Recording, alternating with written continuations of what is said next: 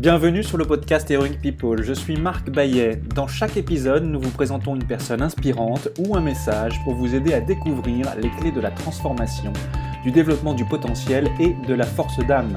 Nous apprenons les uns des autres et trouvons en soi le héros de notre propre vie.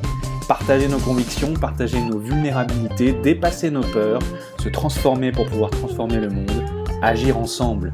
Jusqu'où peut-on aller ? Merci de passer du temps avec nous aujourd'hui. Il prend un bain glacé à 0 degrés Celsius tous les matins au réveil. Cette habitude, Leonardo Pelagotti ne l'a pas développée uniquement pour devenir plus alerte au réveil, mais pour les nombreux bénéfices et vertus que le froid procure pour le corps et le mental. Regain de vitalité, renforcement immunitaire, perte de poids, meilleur sommeil, amélioration de la concentration, meilleure gestion du stress, renforcement physique et mental par le froid. Ce renforcement physique et mental par le froid n'est plus à démontrer. Leonardo Pelagotti, bonjour. Tu es instructeur expert de la méthode Wim Hof en France, une méthode par laquelle on apprend à contrôler sa respiration, son corps et son esprit. Tu es également coach en respiration et l'auteur des livres La respiration pour la maîtrise de soi et Maîtriser votre respiration. Froid extrême, respiration et force mentale, c'est ce dont tu viens nous parler, Leonardo, dans cet épisode, mais aussi de ce qui t'anime et de ce que cela signifie pour toi qu'être le héros de sa propre vie. Au préalable, j'ai une première question pour toi, Leonardo. Comment occupes-tu ton temps sur notre planète Terre ? Alors, je m'occupe effectivement entre des bains froids, des respirations, des temps, des mouvements, des méditations. Ce sont un peu toutes mes routines et mes pratiques qui me font du bien, qui m'animent et que je fais avec grande joie. Et puis, bien sûr, mon temps, il est bien partagé aussi avec mes élèves, mes cours, mes formations, mes retraites, souvent en nature. Ce qui est bien, c'est que je peux pratiquer moi-même et avec, dans mes retraites, avec mes étudiants en nature, souvent en montagne. J'habite aussi en montagne, mais des fois aussi à Paris, dans des entreprises, dans des boîtes qui ont besoin de ces outils pour aller mieux dans la vie de tous les jours. Donc, voilà comment j'occupe mon temps. Et puis, à côté, je continue à me former.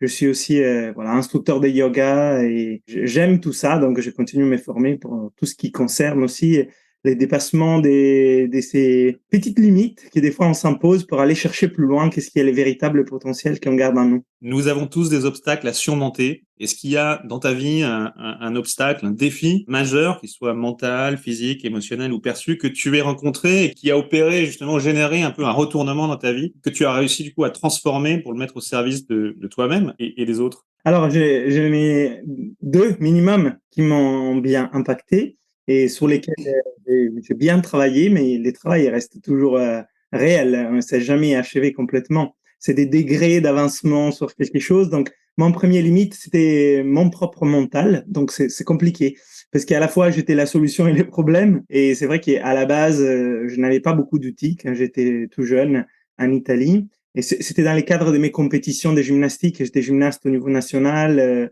pendant plus de 15 ans. Et c'est vrai qu'il y avait des moments où j'étais vraiment, vraiment mon pire ennemi. Ça veut dire mon mental me sabotait dans tous les sens. Mais quand ça vient de toi-même, c'est compliqué. La deuxième limite, c'était par rapport à mon système immunitaire et ma santé en général, qui était en général correcte. Je n'avais pas des pathologies particulières, mais j'avais vraiment des problèmes parce que j'ai tombé malade systématiquement à chaque fois où je devais donner les meilleurs de moi, au niveau physique notamment, par les compétitions, les examens à l'université, les entretiens, des voyages compliqués et tout ça. Donc j'avais un peu ces 2 limites qui étaient bien sûr liées. C'est l'impact du mental sur le corps et en fait qu'est-ce qui vit à l'intérieur de soi au niveau du langage et des images.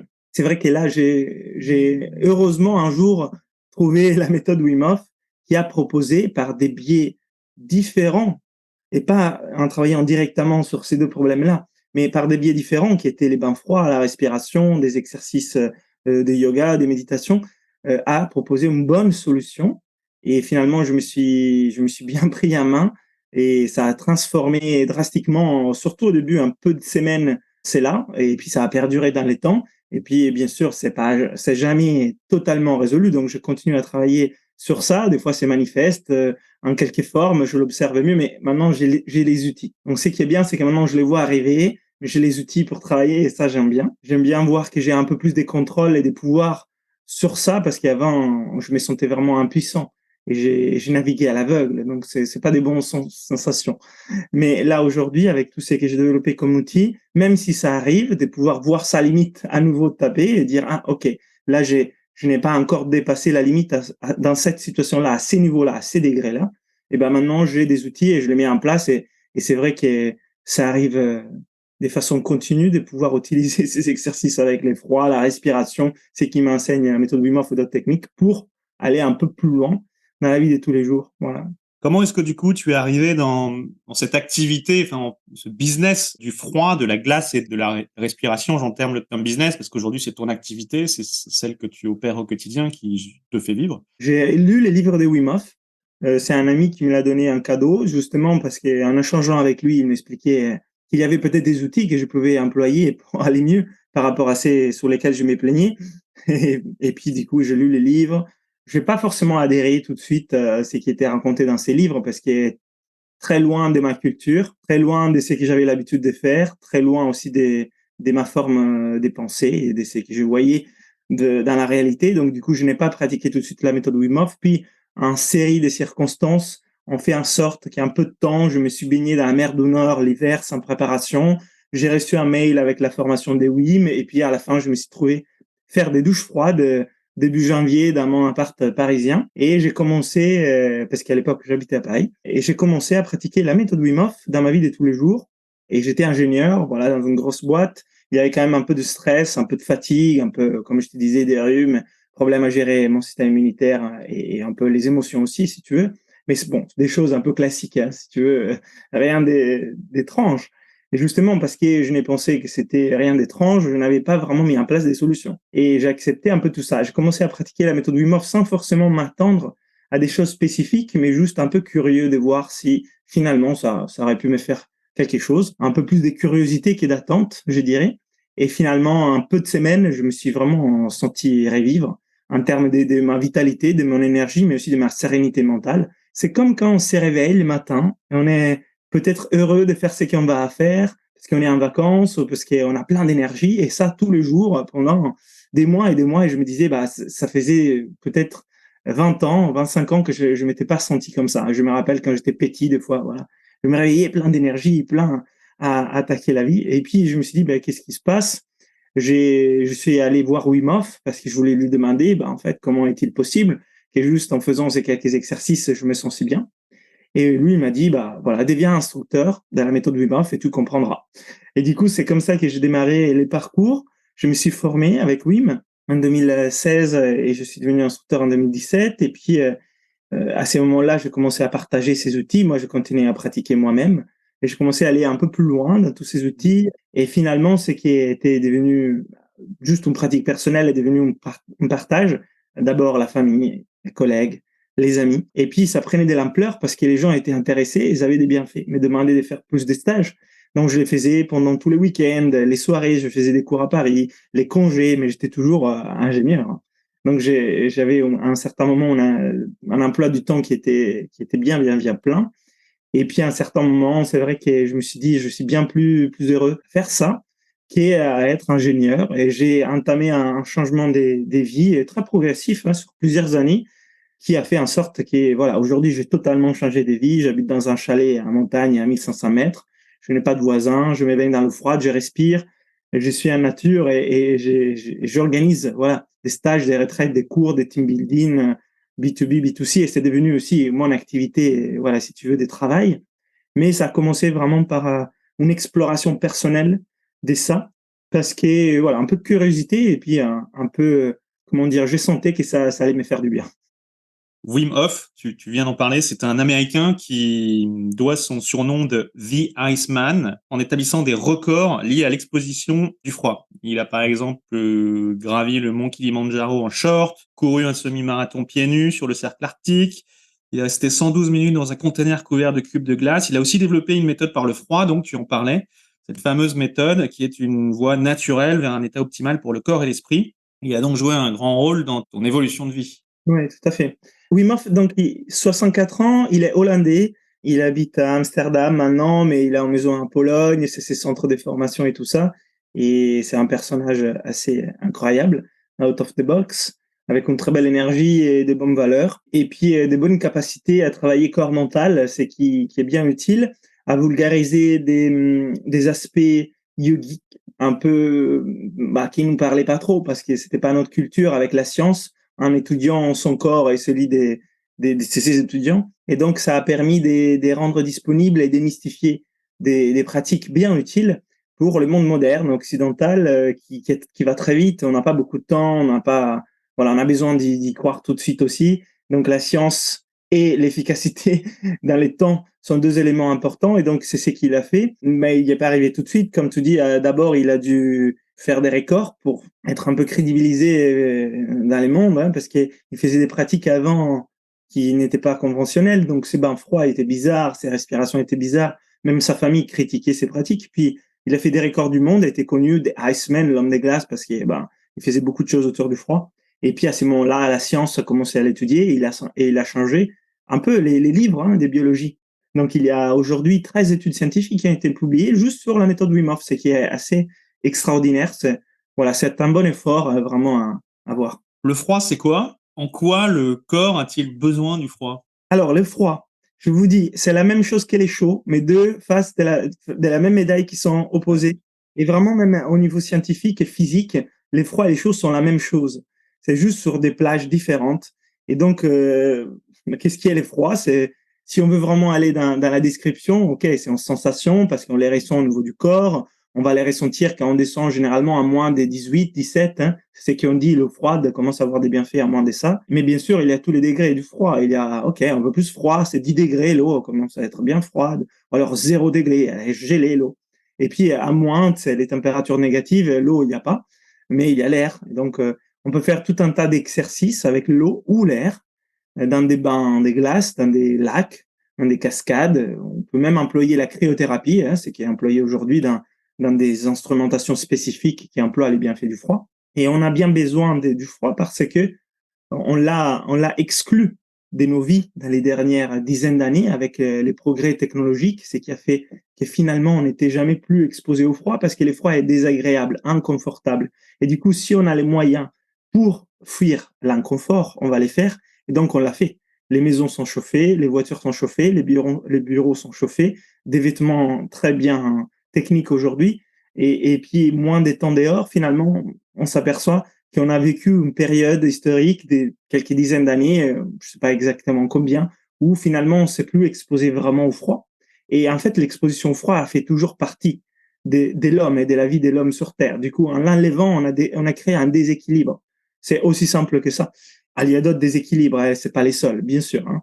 Et du coup, finalement, on a besoin du froid pour réintroduire un équilibre, notamment au niveau de l'inflammation, notamment au niveau de l'activité des mitochondries, notamment au niveau du système immunitaire, notamment au niveau de la récupération pour les sportifs, mais ça, voilà, ça peut être des cas spécifiques. Les systèmes cardiovasculaires ont plein de bienfaits aussi en travaillant avec l'alternance chaud-froid. Finalement, voilà, les froids n'est pas du tout nouveau au niveau des pratiques. La Scandinavie, les pays du Nord où les froids existent l'ont toujours utilisé, hein, sauna et bain des glaces ou bain des neiges. Et puis, il y a eu des pratiques liées à des exercices de méditation au Japon, bien sûr en Inde, au Tibet. On connaît finalement plein des témoignages des cultures, des traditions qui employaient les froids comme outil thérapeutique ou alors spirituel, si, même dans certains cas. Et finalement, aujourd'hui, nous avons besoin pour retrouver un équilibre sur la santé principalement, parce que l'excès inflammatoire et le fait que finalement on s'expose plus au froid, cette inflammation perdure et donc devient chronique. Et donc on développe des maladies, des générations chroniques dans les temps. Et finalement, on s'est aperçu en étudiant les froids avec les études scientifiques que les froids baissent l'inflammation dans les corps, ce qui est génial. Voilà, on peut continuer à faire les choses mal et puis faire un peu de froid et ça baisse l'inflammation. Ce qui permet de ne pas forcément changer de vie, c'est qui voilà, pas tout le monde veut changer ses habitudes de vie, hein, son hygiène de vie. Et puis au niveau du système immunitaire, on s'est aperçu que finalement, ça aide à renforcer le système immunitaire, qui est une autre partie un peu faible en ce moment. Et puis finalement aussi au niveau du système cardiovasculaire, ça aide à avoir en gymnastique des vaisseaux. Et finalement, les maladies cardiovasculaires aussi, c'est une problématique assez importante aujourd'hui. Voilà, si je ne me trompe pas, c'est toujours la première cause de mortalité dans le monde. Voilà, donc finalement, les froids, ça nous permet ça, mais ça nous permet bien plus que la santé, parce qu'on peut travailler avec les froids aussi pour sortir de sa zone de confort, renforcer son mental, apprendre à gérer les stress. Et aujourd'hui, je pense qu'apprendre à gérer les stress, c'est vraiment une compétence vitale. parce que la quantité de stress est là, elle est grande. On peut pas la fuir. Ouais, même en allant vivre dans un chalet en montagne, ouais, je vous assure, les stress on ne peut pas les fuir, mais on peut mieux les vivre. On peut moins être impacté négativement par la dose de stress qu'on vit. Et ça, on l'apprend par des mécanismes comme l'adaptation croisée au stress, c'est ce qu'on appelle dans le milieu scientifique, en faisant des exercices comme des bains froids ou des douches froides. Et finalement, faire une douche froide à la maison, oui, ça peut être un petit stress, mais finalement, si on vit mieux les stress de la vie de tous les jours, au boulot, ou en famille, etc., bah, ça vaut la peine. Pour quelqu'un qui aurait des problèmes cognitifs récurrents et qui serait tout le temps en dépassement de ses limites nerveuses, burn-out, dû à un dérèglement du microbiote. On dit que l'intestin est notre deuxième cerveau, mais quand notre intestin va pas bien, potentiellement, il y a des impacts cognitifs. En quoi le froid peut aider ici? J'ai partagé dans mes stages avec quelques personnes qui avaient subi des burn-out, ces outils. Et les retours sont juste, moi je vous donne les retours qu'ils m'ont donnés, ils sont juste trop bien. Ça veut dire ça les a vraiment sortis du trou. Après, les explications sont multiples et effectivement, il y a des liens des fois qui sont pas directs, comme les liens avec les microbiotes qui restent très importants, mais peut-être pas directement liés à une douche froide. C'est un peu plus profond et peut-être un peu plus long l'échange qu'il peut y avoir entre ces deux choses. Mais je sais par expérience qu'il y a des personnes qui ont vraiment des difficultés à gérer leur stress. Ils sont presque, voilà, un burn-out, on peut le dire, ou un épuisement. En travaillant progressivement, et je dis bien progressivement, on peut s'en sortir très bien avec ces outils. Pas que le froid, mais aussi la respiration très importante. Et en fait, la synergie de ces outils, parce que dans la méthode Wim Hof, on parle bien des synergies des trois piliers. Hein. Il y a aussi l'aspect mental qui on travaille de façon différente. C'est pas vraiment du coaching mental, mais ça rentre en jeu dans les exercices. Finalement, cette synergie est très bénéfique. Et alors, il faut pas faire n'importe quoi non plus. Je ne conseille pas de faire de l'autodidacte si on est déjà un peu en difficulté. Voilà, si on est en burn-out, je ne ferai pas de l'autodidacte sur la méthode Wim Hof. J'irai plutôt voir un instructeur avec une approche aussi progressive, parce qu'il a aussi, il y a pas, voilà, c'est des approches différentes. Donc moi, j'ai des approches progressives parce que j'ai bien conscience que l'objectif, c'est pas de faire des records du froid, de rester 2 heures dans un bain de glace, c'est pas, c'est qui je pense est intéressant pour la personne dans la vie de tous les jours. Mais par contre, retrouver plus de vitalité, ouais, ça m'intéresse. Gérer mieux son stress, être plus serein, oui, c'est régénéré du coup grâce au parasympathique, les nerfs vagues, très intéressant. Et puis aussi dépasser des croyances limitantes et gagner en confiance en soi. Ah oui, ça m'intéresse aussi. Mieux gérer ses émotions, vivre mieux avec l'autre. Voilà, ça, c'est des choses sur lesquelles j'ai travaillé dans mes stages. Et finalement, c'est pas si difficile que ça en faisant ces exercices. On peut dire du coup que le froid crée une sorte de stress positif vertueux qui serait préventif des maladies, on peut dire ça. Et puis qu'est-ce qui se passe physiologiquement, concrètement? L'eustress, on peut l'appeler. Parce que voilà, les stress aujourd'hui, on a une connotation négative. En réalité, c'est pas forcément ni positif ni négatif. C'est une expression du cause-effet entre quelque chose, un stimuli et comment on répond.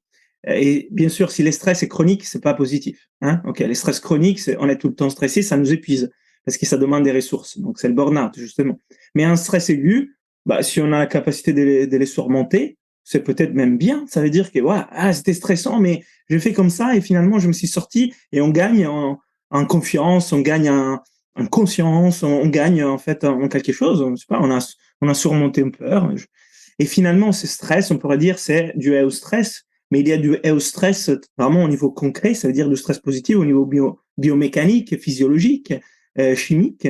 Et il y a plein de choses qui peuvent le faire. On parle d'hormèse dans ce sens-là. C'est un principe de la biologie qui explique qu'il y a un organisme, plusieurs organismes, pas que l'homme, mais un organisme vivant qui est exposé à un stress par un stimulus extérieur, mais des fois même intérieur, et arrive à se réorganiser pour trouver à nouveau un équilibre, il va gagner en capacité de recréer cet équilibre, donc il sera plus fort. L'exemple classique que tout le monde connaît, c'est l'activité physique. Alors, quand on va courir, eh ben, on a les jambes qui sont fatiguées, on a peut-être même quelques courbatures, on se sent même fatigué nous-mêmes, mais c'est pas pour autant que c'est mal pour nous, parce que dans les temps, si on fait ça de façon régulière, progressive, on va être plus en forme. Voilà, tout le monde ça le connaît. Mais il y a plein de formes des résiliences avec ces éléments qui utilisent des doses de stress, et les froids, ça, c'est un exemple. Mais il y a aussi les chauds, les saunas. C'est le même concept, avec les forces de la nature sur les changements thermiques. Alors, les froids, avec un bain froid, ça peut les faire. Et en changeant l'équilibre thermique, donc ça perturbe l'équilibre thermique, on s'est rafroidi, ben les corps trouvent des ressources pour se réchauffer à nouveau. Et en faisant tout ça, ils génèrent des réponses positives qui vont jusqu'à réduire l'inflammation, à activer les systèmes immunitaires de façon positive, ou alors créer de la dopamine, de la bonne humeur, la sérotonine. Il y a vraiment les gens, une des choses qui témoignent, c'est qu'ils se sentent heureux et vivants. Et ça, c'est beau. C'est-à-dire, après un bain froid, se sentir heureux et vivant, en 2 minutes juste avec de l'eau froide, c'est vraiment bien. C'est simple et efficace. Donc, voilà pourquoi ça peut nous faire du bien, même si à la base, on pourrait dire c'est stressant. Mais là, je souligne, pour la personne de tout le monde qui connaît pas, la dose et la quantité sont importantes. Donc, c'est pas non plus, du coup, si j'ai fait 30 minutes, c'est mieux. Non, pas forcément. Il y a des protocoles qui peuvent être utiles à respecter, surtout au début, et c'est ce que j'ai fait dans mon travail, pour avoir un peu une idée, et puis en fonction de chacun aussi adapter. Si on fait ça, généralement, ça se passe très bien. Alors après, si on ignore tout ça, et on fonce un peu et on force, c'est pas forcément bien. Ça dépend, ça peut être bien ou pas. Donc, c'est peut-être pas bien de faire comme ça comme approche. Donc, il y a des timings à respecter, des températures, des façons de faire, et il y a des protocoles, justement, que moi j'apprends à mes élèves pour les faire tranquillement. Voilà. Comme tu le dis, tout le monde ne peut pas prendre un bain glacé et surtout, ça ne s'improvise pas. En revanche, il y a les douches froides. Et à propos de la douche froide, il est bien connu que l'un des conseils anti-stress les plus originaux qui existent consiste à prendre justement une douche froide en début de soirée avant d'aller dîner. C'est aussi une question que je te pose à valider. Voilà, donc on pense que la douche froide va nous réveiller, mais c'est plutôt une erreur. Le corps a en effet besoin que sa température diminue un peu avant d'être dans les meilleures dispositions au moment de se glisser sous la couette. Et c'est cette fraîcheur qui libérera des endomorphines, donc les hormones du bien-être, et chassera l'anxiété et le stress qui parasitent le sommeil. Plutôt d'accord, pas d'accord? Une bonne douche froide au matin, ça active, c'est énergisant. Ça produit de la dopamine, de la noradrénaline, c'est comme un café. C'est sûr que là, ça dynamise. En plus, là, on va travailler avec les rythmes circadiens. Donc, c'est ce qu'on appelle la chronobiologie. Donc, on va vraiment dans l'essence de l'activation du corps. Donc, ça aide à activer les corps parce que les matins, les corps est en train de progressivement se réveiller de la nuit. Il y a tout un tas d'hormones qui sont produites et c'est bon. Et les froids, ça aide la production de ces hormones et ça aide à avoir de l'énergie mais pas de stress. Donc une bonne douche froide les matins, moi je pense que c'est très efficace. En revanche, les soirs, ça pourrait être intéressant aussi de faire une douche froide pour 2 raisons. La première, c'est qu'on va vider la tête et physiquement, grâce au froid, de toutes les pensées et les stress de la journée. Ça peut être une journée de travail un peu dense, un peu difficile. Hein. Et là, en faisant ça, ça fait un petit reset de notre système nerveux autonome et finalement, ça nous décharge d'un poids. Donc finalement, on peut être plus serein les soirs, on peut mieux digérer et mieux dormir. Ça, c'est une chose. Et la deuxième chose, par rapport au changement des températures, c'est vrai qu'effectivement, les corps ont besoin de baisser un peu en température pour bien se reposer, se régénérer. Et pour faire ça, c'est que je trouve le plus intéressant, c'est aussi baisser la température de sa chambre. Et ça va de pair aussi avec les travails des douches froides, parce que souvent, on a un peu peur du froid, du coup, on met dans la chambre, on met 20, 22 degrés la nuit, parce qu'on dit c'est bien chaud, comme ça, je suis confortable, mais finalement, on dort moins bien. Et si vous faites l'expérience de dormir plutôt, alors, à vous de voir, hein, 18 ou 16, on dort mieux avec une couette chaude. Et ça reste totalement accessible, même si on a l'impression qu'il fait froid, en fait, on dort très bien. Moi dans ma chambre, je dors l'hiver, hein. Je dors dans une température encore inférieure, mais ça, c'est un choix. L'été, on peut pas faire grand-chose généralement. Moi, c'est important aussi de vivre avec les éléments, hein. Ne pas forcément tout le temps changer, mais si on peut, l'hiver, de baisser un peu la température de la chambre, ça va vous aider à bien dormir. Voilà, et ça se fait naturellement. Donc ça, c'est par la respiration notamment. Et vraiment, la régénération du sommeil, quand on dort dans une pièce un peu plus fraîche, est beaucoup plus grande. Et ça, par expérience et par explication scientifique, elle est prouvée. Donc, c'est un test à faire. Quoi penses-tu juste avant de prendre un bain glacé? Moi, ça me réveille beaucoup. C'est vraiment, les corps, ils s'activent. Et moi, je fais l'expérience. Et après 20 heures, je n'ai fait plus de travail avec les froids. Parce que sinon, après, j'ai plein d'énergie et je peux pas dormir. Et après, voilà, si on veut faire en soirée, si on veut avoir plein d'énergie, et c'est une très bonne chose.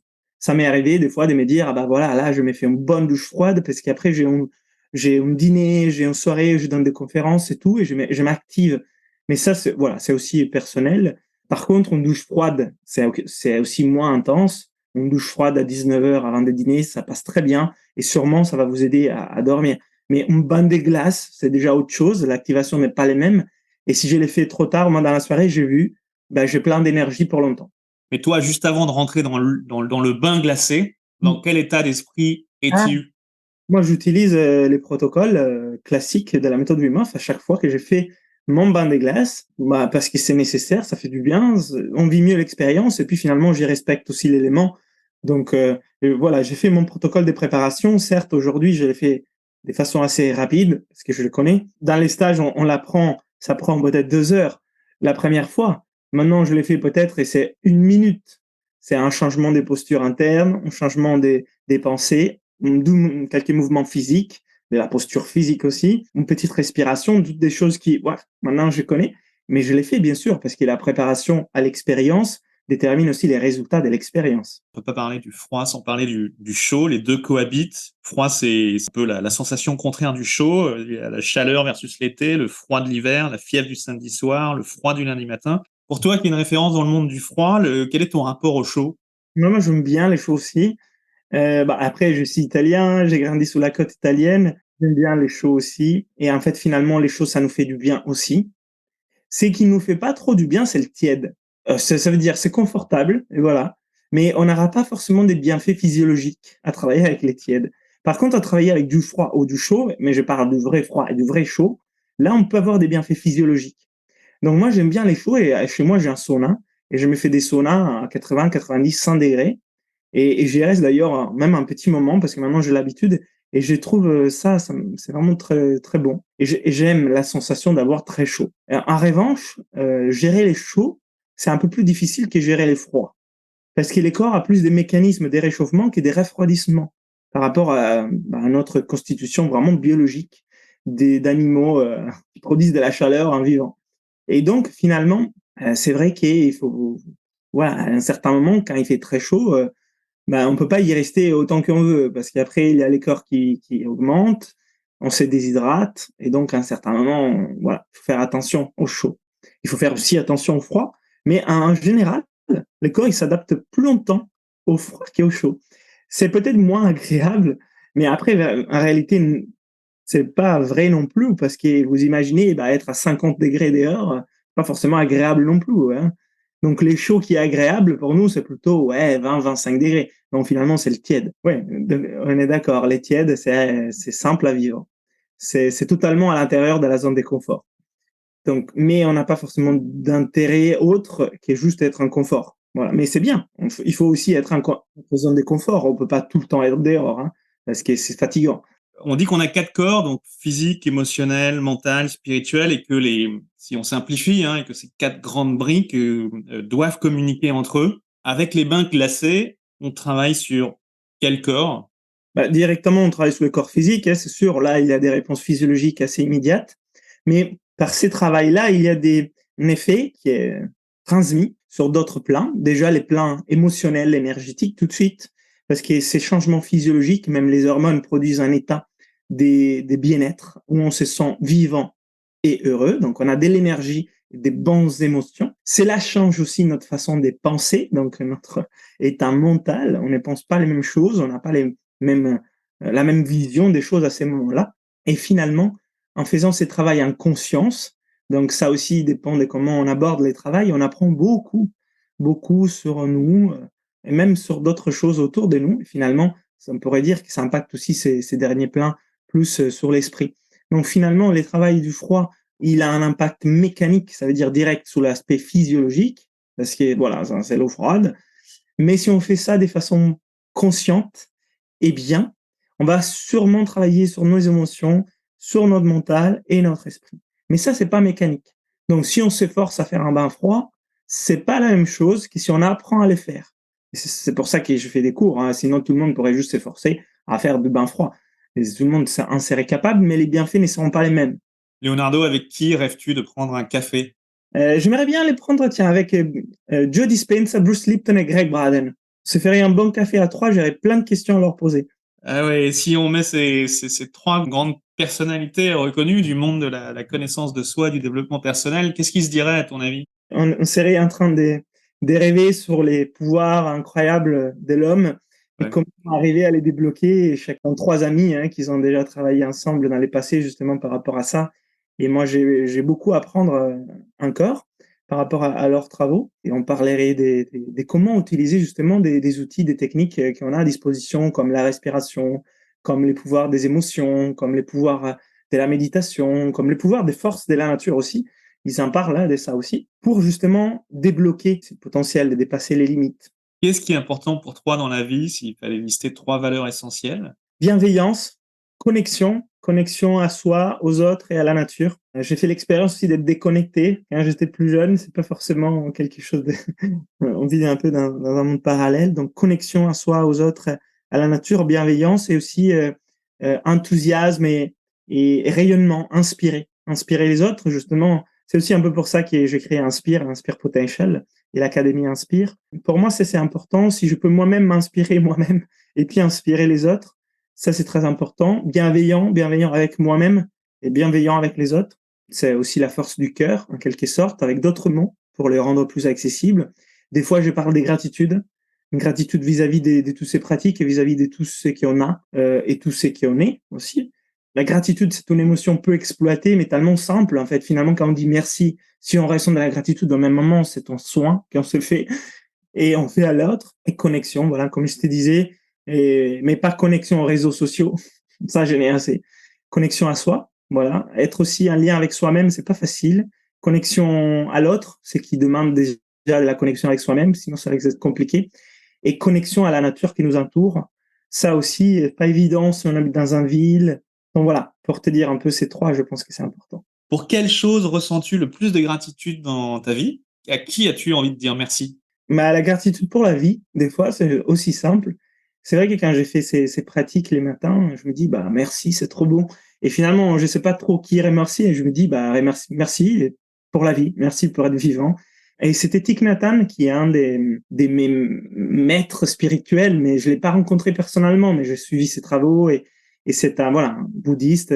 Il disait, inspire, expire, souris, tu es vivant. Je pense que vraiment, ça, c'est un enseignement qui m'a vraiment impacté. Donc, gratitude pour pouvoir faire déjà une petite pratique, me sentir bien d'être là. Et puis, si je voulais dire merci, j'aurais beaucoup de merci à dire. Je pourrais dire déjà merci à ma compagne, Élise, avec laquelle on fait beaucoup de choses, qui m'apprend beaucoup. Bien sûr, à ma famille, parce que tout ce que j'ai pu faire, ça part aussi de quand j'étais un petit enfant qui avait besoin d'aide. Et puis, merci à tous mes mentors, à tous mes maîtres. La liste est très, très longue, donc je ne vais pas peut-être tous les nommer. On a parlé des Wim Hof, mais il y a plein d'autres. Des fois, je n'ai parlé dans mes livres, des fois, je n'ai parlé dans des vidéos, et des fois, je n'ai pas parlé en public. Mais il y a plein. Donc, un grand merci, en tout cas, je l'ai fait tous les jours, et c'est une pratique des gratitudes que j'emploie. Un grand merci, c'est généralisé. C'est plutôt justement de l'expression de la gratitude. Et puis, chacun peut-être en prendra un peu. Tu as donc un rituel de gratitude tous les jours? À quel moment de la journée tu fais ça et comment tu décrirais la méthode? Alors, c'est vrai que j'ai plusieurs rituels de gratitude et peut-être pour vous en donner un simple que vous pouvez faire aussi, c'est avant de manger, moi je dis merci. Alors, c'est que je mange, mais en général, je respire sur une technique que j'ai mis dans mon premier livre, vous pouvez la faire. Inspire 3 secondes et expire 6 secondes. En faisant ça, j'ai créé de la gratitude et je dis merci. Alors, je l'ai fait à ces moments-là parce que c'est vraiment simple de dire merci à ce que tu vas manger parce que tu as envie de les manger. C'est pas difficile. Après, j'ai d'autres techniques où je l'ai fait dans des techniques de respiration, quand j'ai fait du froid, etc., etc. Mais à ces moments-là, vous pouvez essayer. C'est pas religieux en soi. C'est pas lié à une religion particulière. C'est juste une pratique respiratoire et de gratitude. Et je l'ai fait avant de manger parce qu'en regardant mon assiette, j'arrête 30 secondes déjà. Ça fait du bien. Je vais mieux digérer. Je vais saliver. Et puis, je peux créer de la gratitude facilement parce que je sais que ce que je vais manger, c'est bon pour moi. Donc c'est facile de faire. Donc, vous pouvez essayer ça et vous inspirez 3 secondes, vous expirez 6 secondes et vous faites ça 5 fois. Donc, ça vous prend, allez, même pas 1 minute. Quelles sont les retombées de ce type de pratique? Alors, les retombées directes c'est que vous allez mieux digérer, c'est que vous allez manger parce qu'on va activer les parasympathiques et on va saliver.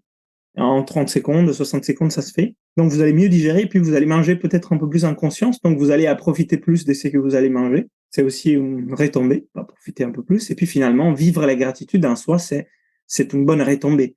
Parce que la gratitude, c'est un état intérieur biochimique, physiologique et émotionnel qui nous fait du bien.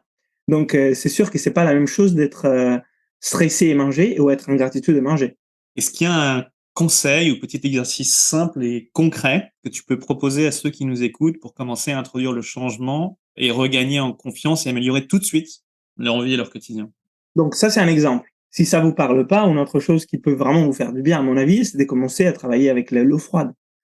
Alors, si vous voulez tester à la maison, là, La douche froide, par exemple. là, il fait pas trop froid, hein, ces moments, donc ça reste vraiment accessible. Et j'ai fait des vidéos, des tutos gratuits sur ma chaîne YouTube pour les faire.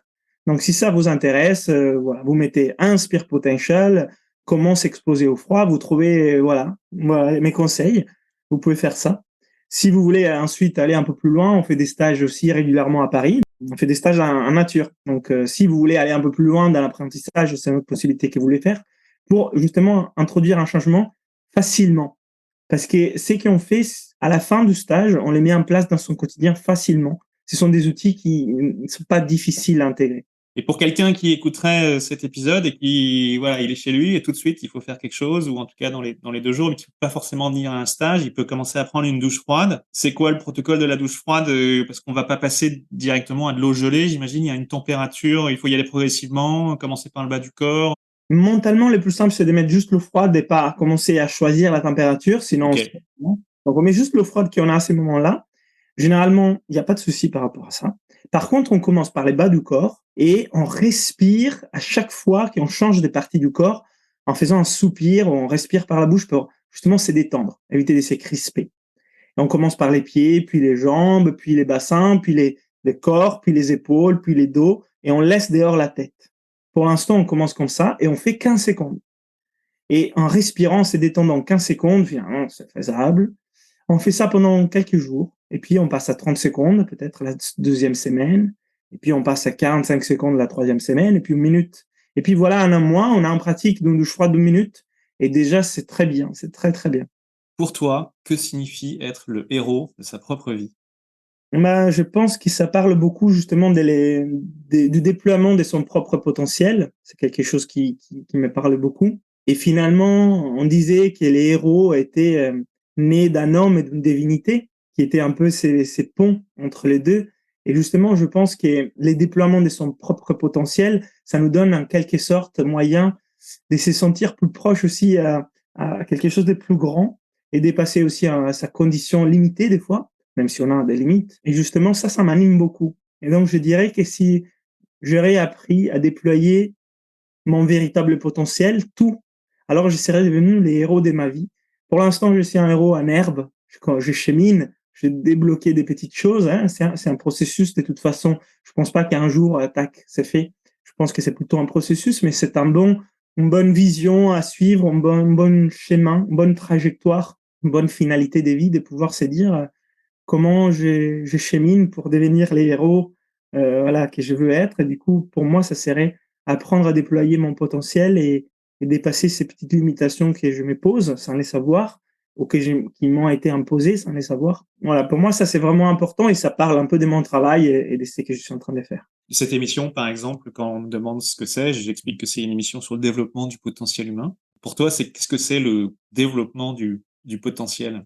Très simplement, dans sa vie, être plus heureux, plus en santé et plus en forme pour pouvoir accomplir ses projets et avoir plus des moyens, pas que des moyens physiques, mais aussi des moyens émotionnels, des moyens cognitifs, des moyens spirituels, si vous voulez. Relationnel aussi, peut-être? Relationnel, bien sûr. Tout ça, bien sûr, les relationnels fait partie de tout ça. Je les mets dans l'émotionnel, si vous voulez, mais c'est pas OK. Ouais. Pour justement cheminer dans la direction qu'on les souhaite et pas être bloqué par les faits qui finalement, ben, se sont pas bien, on n'a pas envie. Et finalement, ça, c'est, à mon avis, un bon déploiement du potentiel. Le potentiel, moi, je le vois comme une énergie latente. Ça veut dire quelque chose qui est encore inexploré et qu'il est là. Ou alors, voilà, il y a plein d'anecdotes dans le monde oriental par rapport à ça. C'est, par exemple, la statue d'un Bouddha recouverte d'éther. Et tout le monde dit, ouais, c'est une statue d'éther. C'est pas très intéressant. Et puis, il y a une fissure. On voit de la lumière qui sort. Et finalement, on voit qu'il derrière, il y a quelque chose. Il nettoie tout et c'était un statut d'or. Et nous, en fait, des fois, on se croit d'éther, mais on est d'or. Et ça, c'est un peu les déploiements des systèmes potentiels. Et alors, c'est pas d'un coup. Des fois, c'est juste mon petit doigt qui je l'ai fait devenir d'or. Et ces petits doigts d'or, ça veut dire que maintenant, je gère mieux mon stress. Et puis, c'est toute la main. Et maintenant, ça veut dire que mes émotions au quotidien sont plus positives. Et maintenant, c'est tout mon bras. Ça veut dire que j'ai plus d'énergie, je me sens mieux. Voilà, c'est un peu ça que je veux dire. Et puis, bien sûr, ça, c'est sous l'aspect vraiment physiologique, concret. Mais après, il y a aussi tout l'aspect des vivre en conscience. Et finalement, de se donner une direction et devenir, comme tu disais, les héros de soi-même. Qu'est-ce que ça veut dire? Parce que souvent aussi, on ne se connaît pas soi-même. Donc, déployer son potentiel, c'est aussi apprendre à se connaître. Pour toi, qu'est-ce que la force d'âme? La force d'âme, ça rejoint exactement, pour moi, c'est dont on est en train de parler. C'est cette capacité à rayonner son potentiel justement et à l'exprimer en se reconnaissant et en sachant qui on est et qu'est-ce qu'on porte en soi comme capacité, comme vertu, comme valeur, comme moyen, si vous voulez. Et pour moi, ça, c'est la force d'âme, justement. Devenir un héros, c'est déployer sa force d'âme. Ça veut dire que pour moi, la dimension aussi, on peut dire spirituelle, fait partie de la dimension de l'homme. On ne peut pas dissocier juste son corps, ou alors juste ses émotions, ou alors juste son mental, ou alors juste la spiritualité. Pour moi, ces quatre doivent être englobés et harmonisés, parce qu'on ne peut pas faire qu'un travail spirituel en tralachant les corps, on ne peut pas que faire un travail du corps en tralachant les émotions, on ne peut pas que travailler sur les émotions en tralachant le mental. Et vous avez compris, à mon avis, c'est l'individu, l'homme, l'humain, donc les potentiels humains, donc les rayonnements, déploiements de sa capacité d'âme. Moi, voilà, ce sont des choses qui me parlent. C'est une notion plus spirituelle et je comprends que peut-être c'est pas forcément quelque chose que tout le monde partage. Je veux pas vous imposer ma vue, mais c'est un peu ça qui justement, et c'est pour ça que j'ai fait ce que j'ai fait. Leonardo, merci beaucoup. C'est la fin de votre épisode du podcast Heroic People. Merci de nous avoir écoutés. J'espère que cet épisode vous a inspiré et vous a été utile. Si c'est le cas, partagez-le à 1 ou 2 amis par SMS ou sur vos réseaux sociaux. Vous avez le pouvoir de changer la vie de quelqu'un, et c'est maintenant. Vous pouvez retrouver cet épisode et son résumé écrit, mais aussi tous les autres épisodes sur le site du podcast heroicpeople.fr. Pour nous contacter, nous faire des suggestions, proposer des invités, c'est toujours sur le site du podcast que ça se passe, heroicpeople.fr, ou encore les réseaux sociaux LinkedIn, Facebook ou Medium. Enfin, sans vous, nous ne sommes rien, avec vous, nous sommes tout. Si vous avez été inspiré par cet épisode, alors laissez-nous un commentaire et quelques étoiles sur Apple Podcasts ou votre plateforme d'écoute préférée. Dites-nous comment le podcast vous a inspiré et contribue à améliorer votre vie. C'est grâce à cela que nous pouvons faire connaître le podcast Heroic People. Merci d'avoir écouté, il est temps maintenant d'agir et de révéler sa grandeur et sa force d'âme. À bientôt sur le podcast Heroic People.